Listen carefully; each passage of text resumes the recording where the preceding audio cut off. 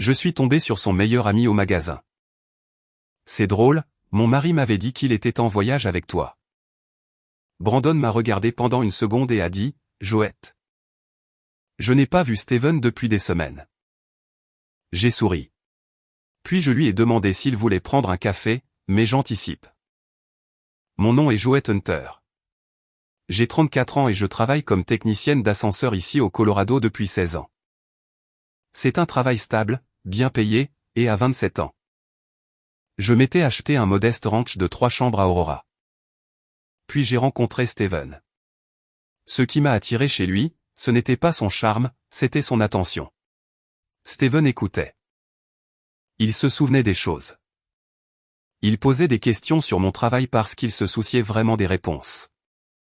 Nous sommes sortis ensemble pendant 2 ans, nous nous sommes mariés le printemps suivant. Et pendant les premières années, je croyais honnêtement que j'avais bien choisi. Puis Steven a commencé à changer. Son téléphone était toujours face cachée, toujours en silencieux, toujours à portée de main. Nos conversations se sont raccourcies jusqu'à ce que certains soirs. J'ai l'impression de le déranger simplement en rentrant à la maison. Un soir, je l'ai trouvé sur le canapé avec son téléphone à moitié caché sous un oreiller. Le dîner, ai-je demandé. Vérifie le frigo. C'est tout ce que j'ai eu. Plus tard, quand il s'est enfin assis avec moi. Le téléphone a atterri face cachée à côté de son assiette. Peux-tu le ranger pendant que nous mangeons? Son expression s'est immédiatement durcie. Voilà. Tu essaies toujours de tout contrôler. Je demande 20 minutes sans ton téléphone. Tu as toujours besoin de savoir ce que je fais. Je l'ai regardé. Ce n'est pas ce que j'ai demandé.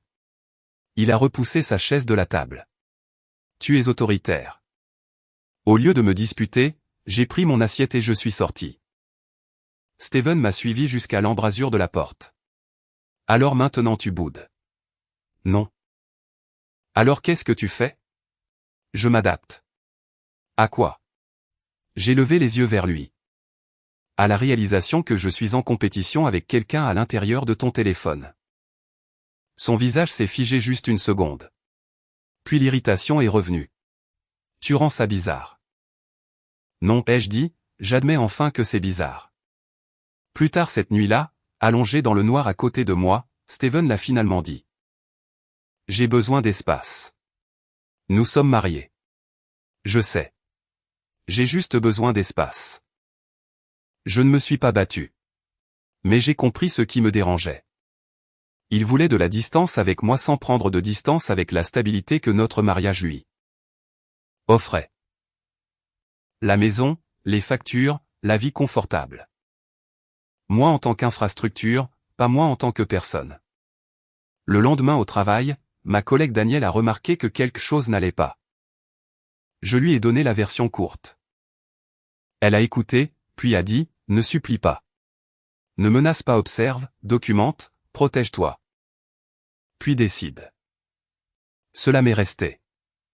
Pourtant, une partie de moi voulait sauver le mariage. Alors, j'ai acheté 2 billets non remboursables pour Rome. Steven parlait de l'Europe depuis des années, et je pensais que peut-être s'éloigner de tout nous forcerait à enfin parler. J'ai posé l'itinéraire sur le comptoir de la cuisine. Rome, lui ai-je dit. 1 semaine, toi et moi. Il l'a regardé fixement, puis m'a regardé. Je ne veux pas y aller avec toi. La pièce est devenue silencieuse. Répète ça, Joette. Je veux l'entendre correctement. Il a expiré. Je ne veux pas y aller avec toi. J'ai hoché lentement la tête. Puis il a regardé à nouveau les billets. Est-ce que Brandon pourrait utiliser le tien? Pendant une seconde, j'ai cru avoir mal compris. Brandon? Il a toujours voulu voyager. Et honnêtement, j'ai besoin d'une pause. Une pause de ta femme. De tout. Je l'ai regardé fixement. Tu veux que je reste à la maison pendant que tu emmènes ton meilleur ami pour le voyage que j'ai acheté pour réparer notre mariage. Tu n'as pas à le dire comme ça. Comment devrais-je le dire? Il a levé les yeux au ciel. Tu déformes tout. Non, j'enlève l'emballage. J'ai retiré mon billet de l'itinéraire. Tu n'emmèneras pas Brandon avec mon billet. Son visage a changé. Il n'est pas remboursable. Alors le siège restera vide. Tu me punis. Non, j'ai soutenu son regard. Je refuse de te récompenser. Steven avait toujours son propre billet. Et apparemment il voulait tellement d'espace qu'il a décidé de l'utiliser. Cette nuit-là, il a déménagé dans la chambre d'amis. Le lendemain matin, j'ai séparé mon dépôt direct et mes dépenses personnelles. Tu voulais de l'espace, lui ai-je dit. L'espace inclut l'espace financier. Nous sommes mariés. Tu n'as pas agi comme si nous l'étions. Son téléphone a vibré. Ses yeux sont tombés dessus instantanément. Le même réflexe. 2 jours plus tard, Steven est parti pour Rome avec son billet et une valise. La mienne est restée avec moi. Un siège vide payé à côté de lui. Pas de baiser. Pas de véritable au revoir. Bon vol, ai-je dit. À la seconde où sa voiture a disparu, j'ai protégé mes comptes et commencé à examiner nos relevés. Des frais de restaurant les soirs où il était censé travailler tard. Des virements que je ne reconnaissais pas, des horaires et des histoires qui ne correspondaient pas. Rien ne prouvait grand-chose isolément. Ensemble, ils faisaient du bruit, alors j'ai construit une chronologie. Puis jeudi après-midi, je me suis arrêté dans une épicerie près de la maison. J'étais dans le rayon des fruits et légumes en train de tâter des avocats quand quelqu'un a dit mon nom. Joëtte. Je me suis retourné. Brandon Cole se tenait là, tenant un panier rempli de café, de pain, de tomates et d'œufs. Le meilleur ami de Steven. Pendant une demi-seconde, aucun de nous n'a parlé. Puis Brandon a souri. Et, je ne m'attendais pas à te voir. Je l'ai regardé. C'est drôle. Son sourire s'est légèrement estompé. Quoi? Je ne m'attendais pas à te voir non plus. Pourquoi? J'ai reposé l'avocat. Parce que Steven m'a dit que tu es à Rome avec lui. Le visage de Brandon s'est vidé. Pas de la confusion. Du choc. Quoi? Il a demandé à t'emmener à ma place. Joëtte. J'ai observé attentivement son expression. Je n'ai pas vu Steven depuis presque 3 semaines.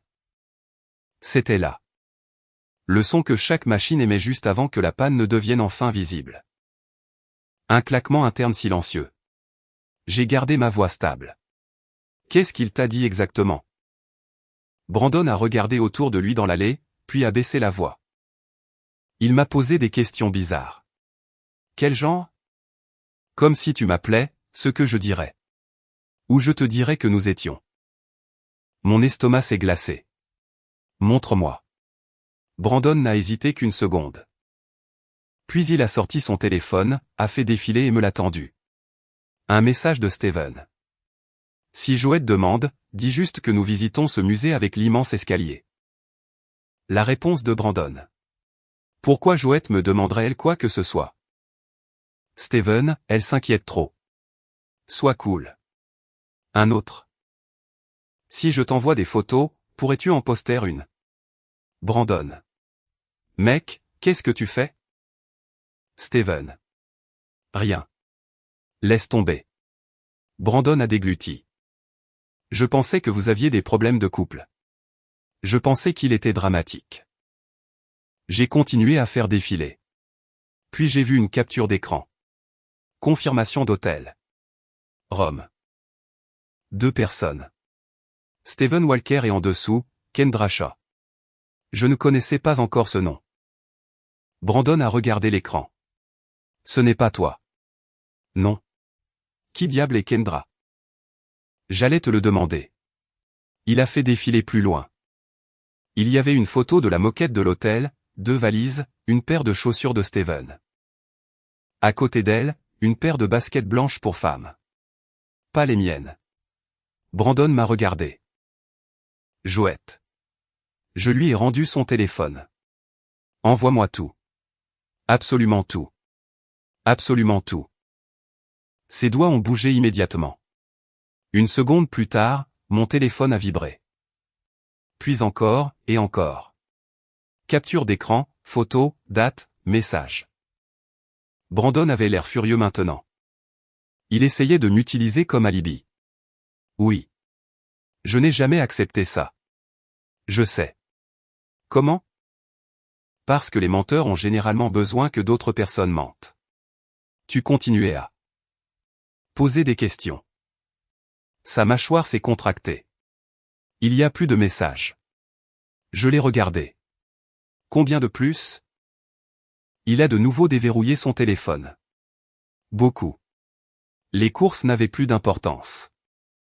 Rome non plus. Parce que debout entre les avocats et les tomates. Avec Steven à des milliers de kilomètres croyant son histoire encore intacte.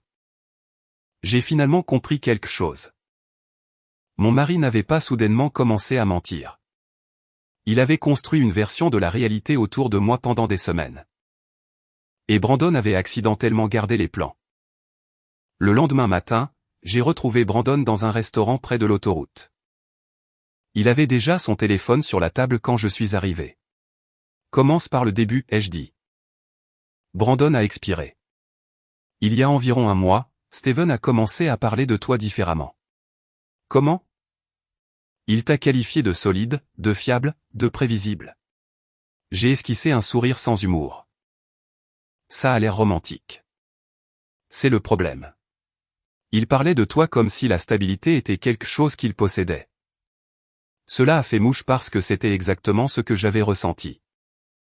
Une infrastructure, pas une épouse. Brandon a poussé son téléphone vers moi. Il y avait d'autres messages. Steven, si Joël t'appelle pendant mon absence, ne réponds pas tout de suite. Ça paraîtra bizarre. Brandon, pourquoi m'appellerait-elle? Un autre. Si quelqu'un demande, ça fait une éternité qu'on parle de Rome. Brandon avait répondu, ce n'est pas le cas. Steven n'a jamais répondu. Il n'avait pas vraiment besoin que je coopère, a dit Brandon. Non, il avait juste besoin que je croie que tu coopérais. Puis je lui ai montré ce que j'avais trouvé la nuit précédente. Kendra Shaw vivait à Boulder et travaillait dans la vente de logiciels. 6 semaines plus tôt, elle avait posté une photo d'une brasserie. La plupart de la photo ne signifiait rien, mais au bord du cadre se trouvait le poignet d'un homme. Une montre en argent, un bracelet en cuir noir. La montre d'anniversaire que j'avais achetée à Steven. Brandon l'a regardée fixement. C'est la sienne. Oui. Qu'est-ce que tu vas faire? J'ai verrouillé mon téléphone. Le laisser rentrer à la maison. Brandon a haussé un sourcil. Et ensuite? J'ai pris une gorgée de café. Ensuite, il rencontrera la version de moi qui sait. Au cours des 2 jours suivants, j'ai organisé tout ce qui comptait. Messages, confirmation d'hôtel, photos, incohérence financière, publication de Kendra. Au moment où le vol de retour de Steven a atterri. L'histoire tenait soigneusement dans un seul dossier sur la table de ma cuisine. Mon téléphone a vibré. Steven a atterri. Tu me manques. Je n'ai pas répondu.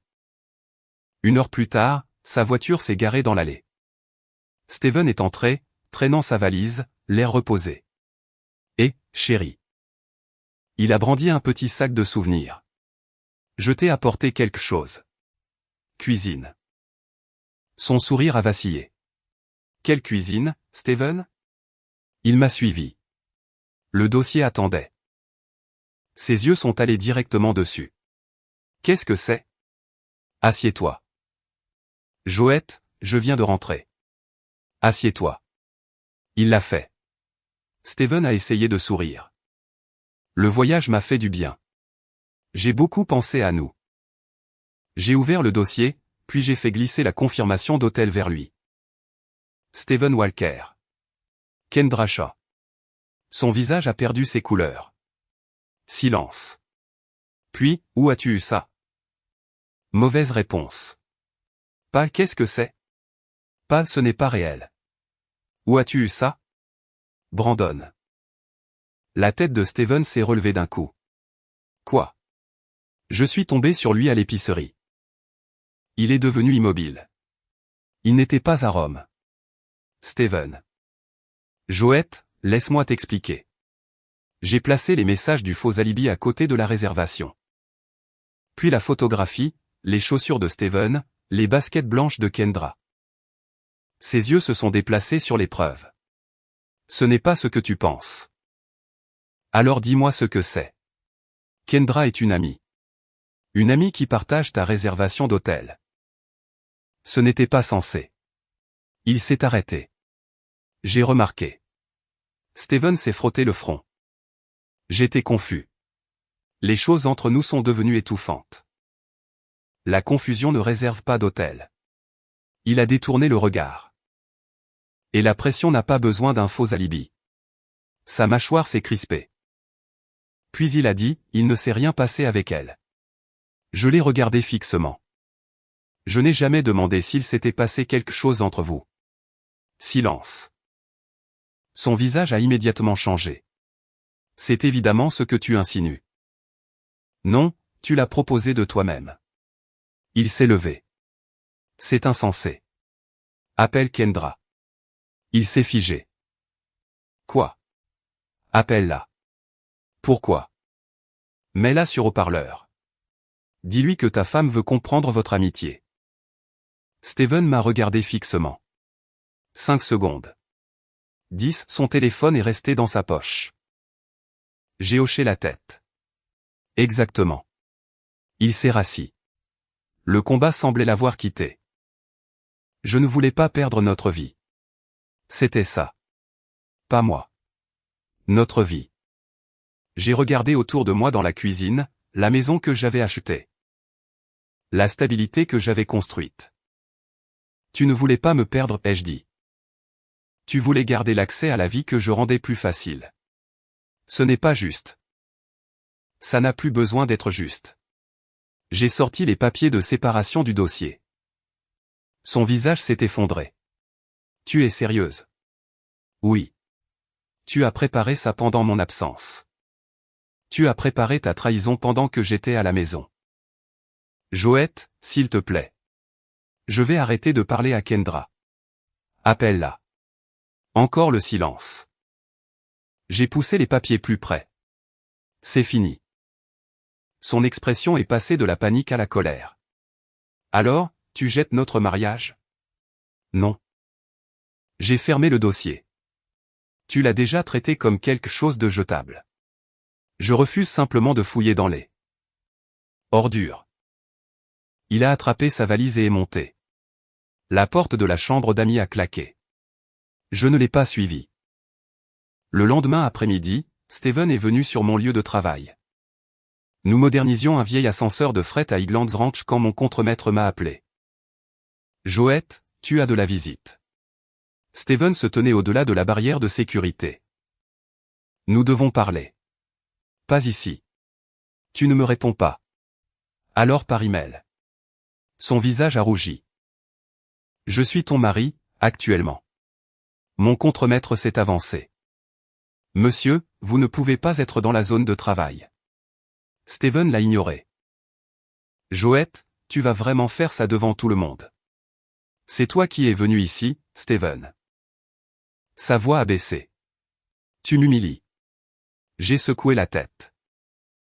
Je ne fais que ne plus te protéger de tes propres choix. Cela l'a arrêté. Mon contremaître a montré la sortie. Monsieur. Steven m'a regardé une dernière fois, puis est parti. Ce soir-là, il a signé les premiers papiers de séparation. Pas de tribunal, pas de cris, juste des lumières fluorescentes, un notaire et 2 signatures. Au cours des jours suivants, j'ai commencé à mettre ses affaires dans des cartons. Cuisine de Steven. Salle de bain de Steven. Placard de Steven. Simple, clair, final. Puis, jeudi soir, j'ai retrouvé Brandon pour le dîner. Pas parce que j'avais besoin d'un remplaçant. Ce n'était pas le cas. Je voulais juste une soirée avec quelqu'un qui n'avait pas passé des mois à me faire remettre en question la réalité. Quand je me suis assise, Brandon a regardé le téléphone à côté de son assiette, puis l'a pris. L'a mis en silencieux et l'a rangé dans sa veste. J'ai remarqué. Il a remarqué que je remarquais. Trop tôt. Pour la première fois depuis des jours, j'ai souri naturellement. En fait, c'est parfait. Nous avons parlé de choses ordinaires pendant un moment. Pas de Steven, pas de Kendra, pas de dossier de preuves, juste deux personnes qui dînent. Aucun de nous n'a appelé ça un rendez-vous. Je préférais que ce soit ainsi. Une semaine plus tard, Brandon m'a appelé. Sa voix semblait différente. Joette, que s'est-il passé? Steven est venu chez moi. Je me suis redressé. Quoi? Il sait que nous avons dîné ensemble. Mon estomac s'est noué. Qu'a-t-il fait? Il a frappé à ma porte comme si l'endroit lui appartenait. Qu'a-t-il dit? Brandon a fait une pause. Il a dit que je lui avais volé sa femme. J'ai fermé les yeux. Bien sûr. Steven avait triché. Steven avait menti. Steven avait inventé un alibi. Mais d'une manière ou d'une autre, dans la version de la réalité qu'il construisait maintenant. Brandon et moi étions la trahison. Qu'est-ce que tu lui as dit? Que tu n'étais pas une propriété. Et Brandon a hésité. Puis Steven a dit quelque chose de bizarre. Quoi? Il a dit que Kendra n'avait pas d'importance. J'ai attendu. Il a dit que Rome n'était pas censé mettre fin à votre mariage. Ma prise s'est resserrée sur le téléphone. Que était-ce censé faire? C'est ce que j'ai demandé. Et la voix de Brandon a baissé. Il a dit que c'était censé te faire assez peur pour que tu te battes pour lui. Je n'ai pas parlé. Soudain, Rome avait l'air différent. Pas comme un plan de maître brillant. Steven n'était pas si malin. C'était de l'ego. Il avait voulu de l'attention, de la jalousie, la preuve que s'il s'éloignait assez, je paniquerais et le poursuivrais. Peut-être que Kendra avait été une liaison. Peut-être qu'elle avait été une validation. Probablement les deux. Mais quelque part dans la tête de Steven, il s'était convaincu que faire sentir à sa femme qu'elle était remplaçable la ferait se battre plus fort pour le garder. Au lieu de cela, j'avais ouvert les yeux. Brandon a rompu le silence. Joette, je suis là. Qu'est-ce que tu vas faire? J'ai regardé les boîtes empilées proprement à côté de la porte de mon garage. Le nom de Steven imprimé sur chacune d'elles. Je pense qu'il est temps qu'il apprenne ce qui se passe quand la personne que vous essayez d'effrayer cesse d'avoir peur. L'erreur de Steven a été de penser que sa confession changeait quoi que ce soit. Ce n'était pas le cas. Le lendemain matin, il est descendu et a trouvé les dernières de ses boîtes près du garage. Il les a regardées fixement. Alors c'est tout. Samedi, de 10h à midi. Apporte une camionnette. Sa mâchoire s'est crispée. Brandon te l'a dit. Oui. Tu ne comprends pas ce que je voulais dire. Je comprends assez. Steven a fait les 100 pas dans la cuisine. Je me sentais invisible. Je voulais savoir si tu tenais encore à moi. Alors tu as emmené une autre femme à Rome. J'ai fait une erreur. Non, tu as fait un test. Il a tressailli.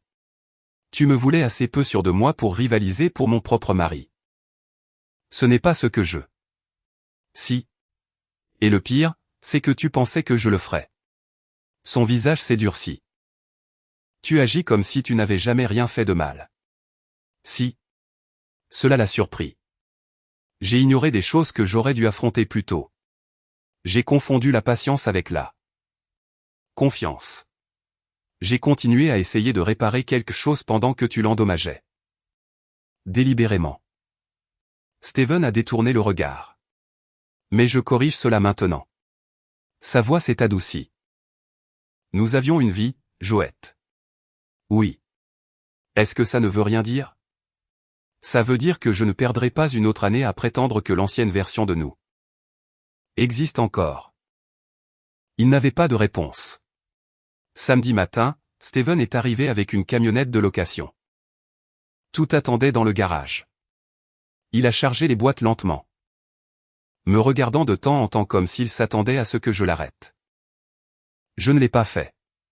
À midi, j'ai regardé l'horloge. C'est l'heure. Tu es vraiment devenue froide. Non, je suis devenue claire. Il a porté la dernière boîte à l'extérieur. J'ai appuyé sur le bouton de la porte de garage. Steven a reculé. La porte s'est abaissée entre nous. Silencieuse. Nette. Finale. Le divorce a pris plus de temps. Steven a suggéré une réconciliation plus d'une fois. J'ai refusé, non pas parce que je le détestais. La haine m'aurait obligé à continuer à le porter avec moi. J'étais fatigué de le porter. 4 mois après Rome, nous sommes parvenus à un accord et le divorce a été finalisé. J'ai gardé ce qui comptait pour moi, mon camion, mes outils, mon indépendance. Quand les papiers ont été signés, je suis sorti sous le soleil du Colorado. Pas de victoire dramatique, pas d'acclamation, juste du soulagement. La maison s'est vendue peu de temps après. Avant la clôture, je l'ai parcourue une dernière fois. Les pièces vides semblent toujours plus petites. Dans la chambre, j'ai trouvé un des chargeurs de téléphone de Steven derrière la table de chevet. Un instant, je l'ai regardé fixement. Ce stupide téléphone. La chose qu'il avait gardée au dîner, transportée partout. Retourné face cachée chaque fois que je m'approchais, des mois plus tôt. Trouver ce chargeur aurait pu me faire pleurer. Au lieu de cela, je l'ai posé sur le comptoir de la cuisine. Puis, j'ai verrouillé la porte. J'ai déménagé à Lakewood et j'ai loué un appartement de 2 chambres avec un garage. Le premier week-end, j'ai construit un nouvel établi. Le travail a changé aussi. J'ai accepté un poste dans une entreprise spécialisée dans l'installation d'ascenseurs pour gratte-ciel sur le Front Ranch. Meilleur salaire, meilleures heures. Mon nouveau patron, Carl, m'a serré la main le premier jour. Fais ton travail. Ne cause pas de problème. On s'entendra bien. C'était à peu près toute l'orientation. Je l'ai tout de suite apprécié. Brandon est resté dans ma vie, lentement. Aucun de nous ne voulait que cela devienne une histoire de vengeance où je divorçais de Steven et tombais immédiatement dans les bras de son meilleur ami. Alors, nous n'avons pas précipité les choses. Le café est finalement devenu un dîner. Un matin. J'ai remarqué que la tasse de Brandon avait acquis une place permanente dans mon placard de cuisine. Je l'ai pointé du doigt. Tu as emménagé. Il a jeté un coup d'œil. Apparemment, ma tasse l'a fait. C'est audacieux de sa part. Devrais-je lui parler de limites? J'ai souri. S'il te plaît. Il a ri. Puis a pris son téléphone de la table et l'a glissé dans sa poche avant de s'asseoir à côté de moi. Il faisait encore ça. Jamais comme une performance. C'est ce qui rendait la chose importante. Kendra et Steven ont duré environ 2 mois après le divorce. Je n'ai jamais demandé ce qui s'était passé. Je n'en avais pas besoin. Ce qui avait semblé excitant en secret n'a apparemment pas survécu à la vie ordinaire. Quelque temps plus tard, Steven m'a envoyé un long email sur le regret. La croissance personnelle et les secondes chances. Je l'ai supprimé sans répondre. Puis, des mois plus tard, il s'est présenté à mon complexe d'appartements. Brandon se trouvait être avec moi. Nous avons vu la voiture de Steven depuis la fenêtre. Il est resté assis là pendant près d'1 heure. Il n'est pas monté. Il n'a pas appelé. Juste assis. Finalement, la sécurité s'est approchée de lui. Quelques minutes plus tard, il est parti. Brandon se tenait à côté de moi. Ça va? Oui. Et ça allait. Il fut un temps où voir Steven s'en aller m'aurait terrifié. Maintenant, je regardais ses feux arrière disparaître et je ressentais du soulagement. Brandon n'a pas fait de discours. Il n'en avait pas besoin. Il est simplement retourné dans la cuisine. C'est peut-être ce que j'avais mal compris de l'amour pendant des années. L'amour sain n'exige pas constamment une preuve de son importance. Il ne fabrique pas de compétition. Il ne menace pas de disparaître juste pour voir si vous le poursuivrez. Steven avait voulu que j'aie peur de le perdre. Au lieu de cela, il m'a appris à quel point la vie devenait paisible une fois que je ne l'étais plus. Des mois plus tard, j'étais dans la salle des machines d'un gratte-ciel du centre-ville pendant qu'une jeune apprentie me posait une question. Que se passe-t-il réellement si un câble d'ascenseur se rompt? J'ai souri. J'avais déjà entendu cette question. Généralement, rien de dramatique. Elle avait l'air confuse. Il y a plusieurs câbles, des régulateurs, des freins. Des systèmes de sécurité. Les ascenseurs sont conçus pour qu'une seule défaillance ne devienne pas une catastrophe. Elle a hoché la tête. Donc, les fils mentent tout le temps. Elle a ri et est retournée au travail. Mais je suis resté là un instant de plus parce que quelque chose dans cette conversation m'est resté. Les gens imaginent des ascenseurs qui tombent parce qu'un câble se rompt soudainement. C'est rarement comme ça que les pannes fonctionnent. Il y a des signes avant-coureurs, des changements de son. Des mouvements inhabituels qui s'aggravent avec le temps. Des systèmes conçus pour vous dire que quelque chose ne va pas bien avant que tout ne casse. Mon mariage avait été comme ça. Le téléphone face cachée, les conversations plus courtes. L'irritation face aux questions ordinaires. J'ai besoin d'espace. Rome, Brandon, Kendra. Aucun d'eux n'avait détruit mon mariage à lui seul. C'était des alarmes. Et pendant trop longtemps. Je n'avais cessé de les réinitialiser parce que je voulais que la machine continue de fonctionner. Finalement, j'ai arrêté. J'ai écouté. J'ai regardé ce qui se passait réellement au lieu de ce que je voulais croire qu'il se passait. Et je suis sorti avant que tout ne m'entraîne dans sa chute. Steven pensait qu'il m'apprenait à quel point j'avais besoin de lui. Il m'a appris le contraire. Je n'ai pas perdu la vie que j'avais construite. J'ai arrêté de laisser quelqu'un y vivre tout en endommageant délibérément les fondations. Et pour la première fois depuis des années, tout semblait à nouveau d'aplomb. Cette histoire est entièrement fictive et destinée uniquement à des fins de divertissement et d'éducation.